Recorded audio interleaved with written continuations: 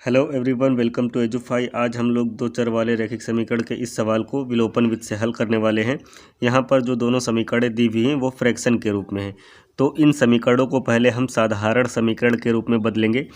तो हम समीकरण एक को पहले लिखते हैं। जो समीकरण एक दी हुई है वो दी हुई है x/a प्लस y/b बराबर a+b। तो इसको अगर हम साधारण समीकरण में बदलना चाहते हैं तो यहाँ पर क्रॉस मल्टीप्लिकेशन वाला रूल लगाना पड़ेगा। पहले हम b को x से गुणा करेंगे तो ये bx हो जाएगा, फिर प्लस लगा है प्लस लगाएंगे, a को y से करेंगे तो ये ay हो जाएगा, बटे में a को b से भी गुणा करना है तो ये ab हो जाएगा। ठीक है, और बराबर के बाद a+b लिखा हुआ है उसे हम वैसे ही लिख देंगे।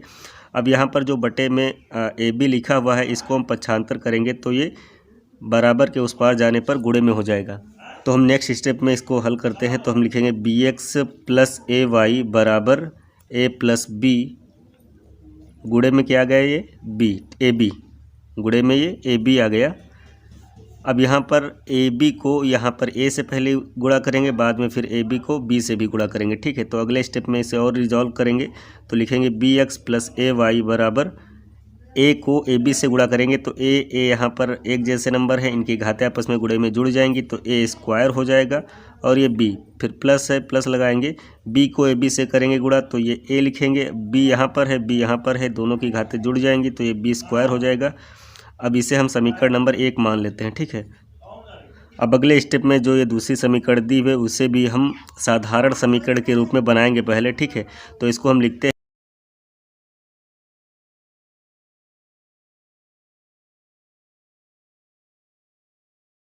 तो हम यहाँ पर क्रॉस मल्टीप्लिकेशन वाले रूल से b² को x से गुणा करेंगे तो ये b² x हो जाएगा, प्लस a² को y से गुणा करेंगे तो ये a² y हो जाएगा, और बटे में a² को b² से गुणा करेंगे तो ये a² b² हो जाएगा बराबर 2।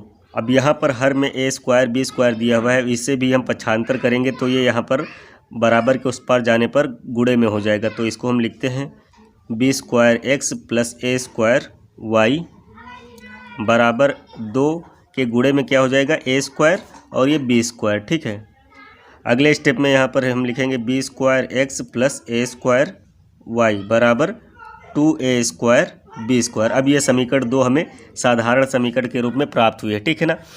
अब अगर हम इस सवाल को विलोपन विधि से हल करने वाले हैं तो विलोपन विधि में किसी हम एक चर के गुणांक बराबर कर लेते हैं। जैसे कि यहाँ पर x का गुणांक है यहाँ पर b, और यहाँ पर x का गुणांक है b²। ठीक है, यहाँ पर y का गुणांक है a और यहाँ पर y का गुणांक है a²।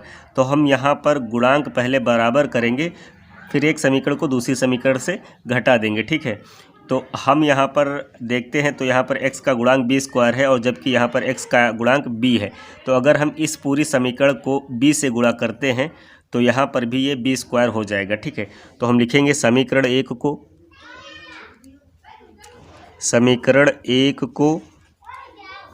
b से गुणा करने पर, तो अगर समीकरण 1 को हम b से गुणा करेंगे तो हमें दोनों साइड में, मतलब लेफ्ट साइड में बराबर के पहले वाले साइड में और बराबर के बाद वाले साइड में b से गुणा करना पड़ेगा।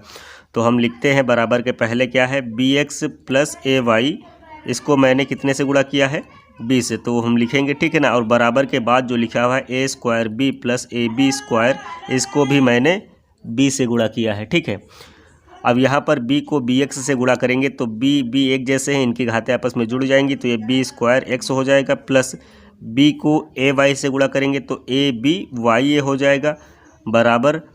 अब a² b को अगर हम b से गुणा करते हैं तो ये a² b एक जैसे हैं, समान हैं, तो यहाँ पर इनकी घातें जुड़ जाएंगी तो ये b² हो जाएगा, प्लस a यहाँ पर लिखेंगे b² को b से गुणा करेंगे, यहाँ पर b की घात 2 है और यहाँ पर b की घात 1 है, तो इनकी घातें आपस में गुणे में जुड़ जाती हैं तो यहाँ पर हो जाएगा b की घात 3। ठीक है, अब हम इसे समीकरण नंबर 3 मान सकते हैं। अब यहाँ पर हम देखते हैं तो यहाँ पर x का गुणांक यहाँ पर b² है और समीकरण 2 में भी x का गुणांक b² है। अब अगर हम समीकरण 2 से समीकरण 3 घटाएंगे तो b² x से b² x कट जाएगा, तो समीकरण जो आएगी वो एक ही चर के रूप में आएगी। ठीक है ना, और उस हम चर का मान ज्ञात कर लेंगे। ठीक है, तो हम लिखेंगे समीकरण 2 से समीकरण 3 घटाने पर तो समीकरण से हम समीकरण घटा रहे हैं, तो याद रखना है कि समीकरण के लेफ्ट वाले पोर्शन से हमेशा समीकरण का लेफ्ट वाला पोर्शन घटाया जाता है। तो समीकरण 2 से हम समीकरण 3 घटा रहे हैं, तो समीकरण 2 का लेफ्ट वाला portion B square X plus A square Y है।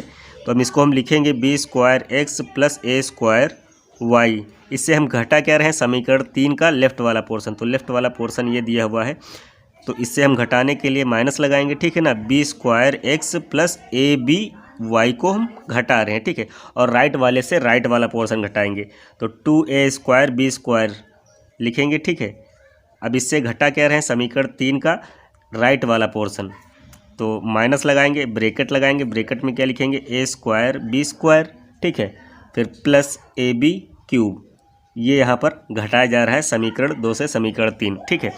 अब अगले स्टेप में हम ब्रैकेट को हटाएंगे, तो ब्रैकेट को हटाने के लिए हम साइन वाला रूल भी अपनाएंगे, चिन्हों वाला रूल, ठीक है। तो हम यहाँ पर पहले ब्रैकेट हटाते हैं, यहाँ पर तो इसके आगे प्लस है, तो प्लस प्लस अब प्लस ही होगा, ठीक है।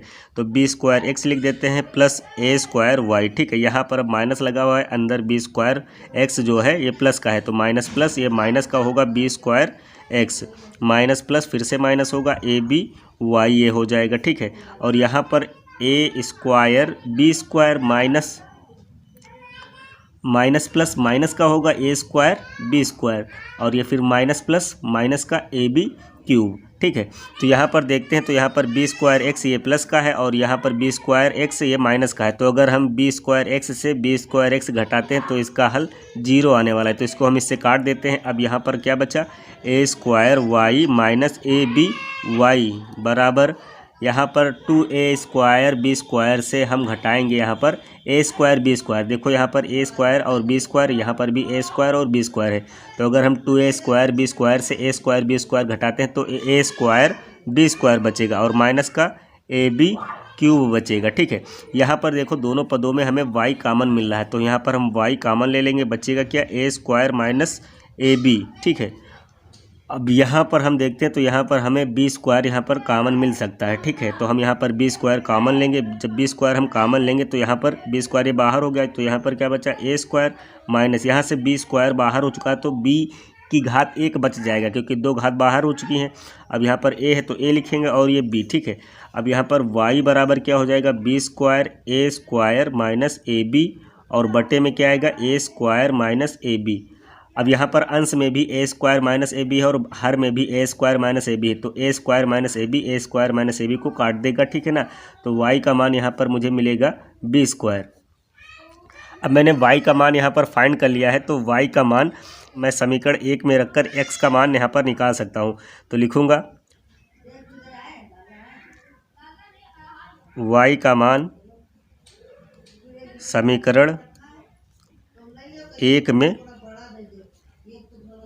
रखने पर, तो समीकरण 1 में y की जगह पर y का मान रखेंगे। तो हम समीकरण 1 को देखते हैं क्या लिखी हुई है, bx, तो हम bx लिखेंगे क्योंकि हमें x का मान निकालना है, प्लस ay का मान मैंने क्या निकाला है, बी स्क्वायर, तो यहाँ पर y की जगह पर क्या होगा, बी स्क्वायर, ठीक है। और बराबर के बाद क्या है, A square B plus A B square, ठीक है।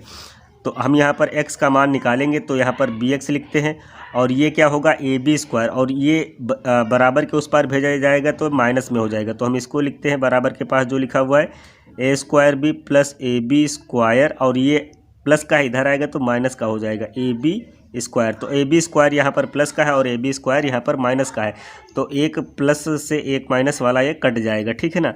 तो बचेगा क्या, बी एक्स बराबर ए स्क्वायर बी। अब यहाँ पर b इधर भेजा जाएगा राइट में, ठीक है ना, तो राइट में भेजने पर ये बटे में जाएगा, तो x बराबर आएगा A square B upon B, ठीक है। तो अब यहाँ पर ए स्क्वायर बी को b से भाग दिया जा रहा है, तो ये b कट जाएगा, x का मान यहाँ पर मुझे ए स्क्वायर प्राप्त होगा, ठीक है। तो यहाँ पर विलोपन विधि से ये सवाल कंप्लीट हो चुका है। यहाँ पर मैंने x और y के मान निकाल लिए हैं। आई होप आप लोगों को वीडियो पसंद आया होगा। अगर वीडियो पसंद आया तो वीडियो को लाइक करें और चैनल को सब्सक्राइब करें। Thank you.